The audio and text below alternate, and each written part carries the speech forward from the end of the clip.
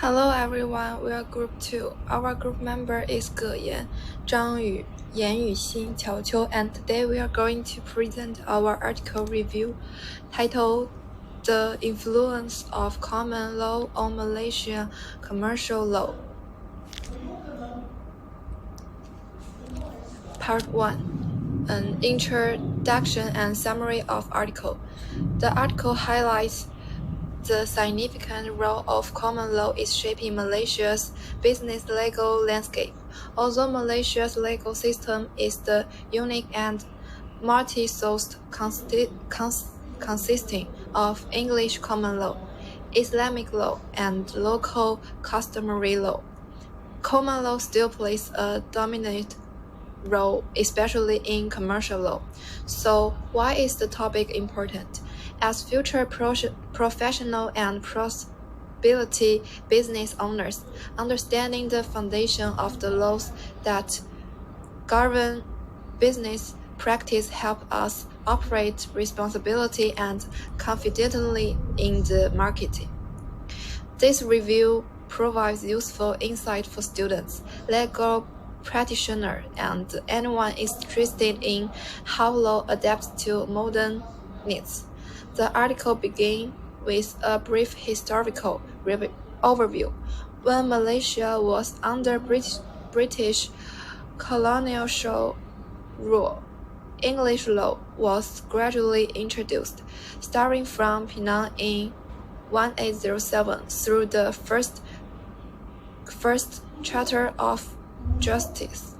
English legal principles, especially those relating to contract law such as offer, acceptance, and considerations, became part of the Malaysian's legal structures and are still in use today.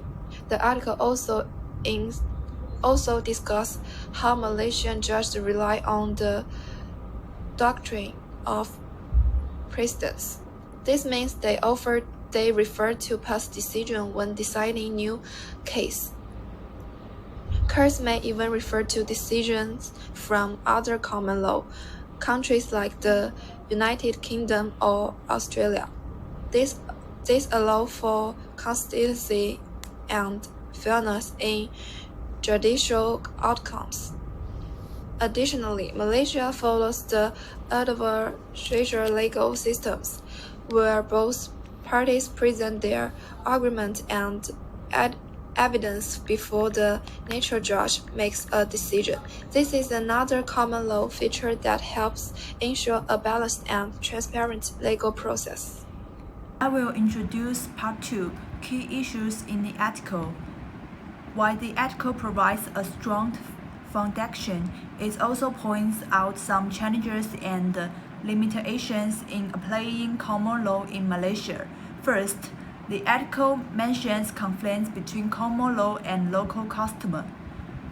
Malaysia is a multicultural nation with serious easy traditions. Sometimes, these traditions do not align with principles of English common law. For example, how land is inherited or transferred in traditional Malay or indigenous communities may differ from Western legal ideas of ownership.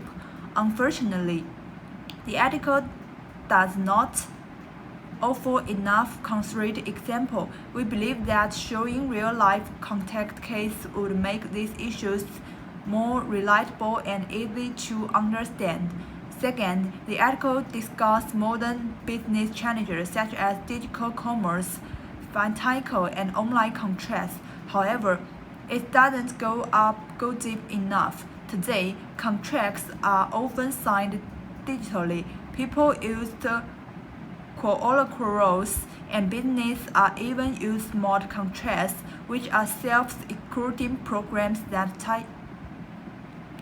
trigger action based on predefined rules. These innovations may not fit neatly into traditional contract law, which expects clear offer and expands through human interaction. So, the question is, can common law adapt to these changes. This is something the article should have explored more. Third, the article touches on international business, but only briefly. In today's globalized world, Malaysian companies often sign contracts with foreigner companies. These contracts may include different legal systems or international treaties.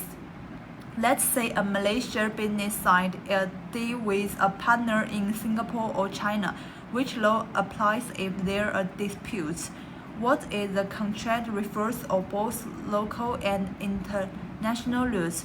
These questions are critical in cross-border trade, and we think the article missed an opportunity to provide insights or real-world examples from Malaysian courts. Okay, next. To deepen our understanding, we consult additional literature, especially an article by Shabanji, 2016, titled Common Law of Malaysia, a Practical Approach. The article points out that the British introduced English law under the promise that places like Penang were legally empty. In reality, however, local community already had established the custom and rules, making the introduction of common law controversial and more complex than it appears. The article also references Section 3 of the Civil Law Act 1956, stipulating that English common law can only be applied with no local statutes are available. Even then, judges must assess its suitability for Malaysian society, indicating that common law serves as a secondary legal source rather than a replacement of local laws. Moreover, Malaysia operates a dual-track legal system. 7 courts handle commercial, criminal, and general civil matters, while courts deal with Islamic, family, and personal affairs for Muslims. This means lawyers practicing in Malaysia must understand how common law interacts with Islamic principles and the traditional custom. As students, we believe the article excels in clearly explaining the historical origins of common law in Malaysia and fabricating comparison with civil law system used in their countries. However, it could be improved by including more real case studies, especially those highlighting clash between local customers and common law, delving deeper in modern legal issues such as AI in law and online court, and explaining how Malaysian law interacts with international law, particularly in the context of ASEAN trade. To conclude, this article gives us a valuable look into how common law continues to influence Malaysia's commercial legal system, even as society, technology, and global business evolve.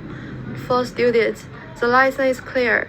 We must go beyond textbook, understanding how law is applied in real classrooms, how it evolves, and how it works in a multicultural and global environment is essential. For legal practitioners, the challenge is to apply traditional commercial principles will be mindful of Islamic law, customary law, and international agreements. A good commercial lawyer must explain not only the legal options, but also the cultural and global dimensions of a case. In the future, Malaysia's legal system must grow. We need laws that can handle smart contracts, digital assets, cross-border deals, and new technologies, but also laws that respect local customs and Islamic values. With better legal education, thoughtful reforms, and strong leadership in the legal field, Malaysia can continue building a legal system that is both modern and fair. Thank you very much for your attention. We hope our presentation has provided clarity on the role of common law in Malaysia, commercial law, and sparked you interest in how law must keep up with the changing world.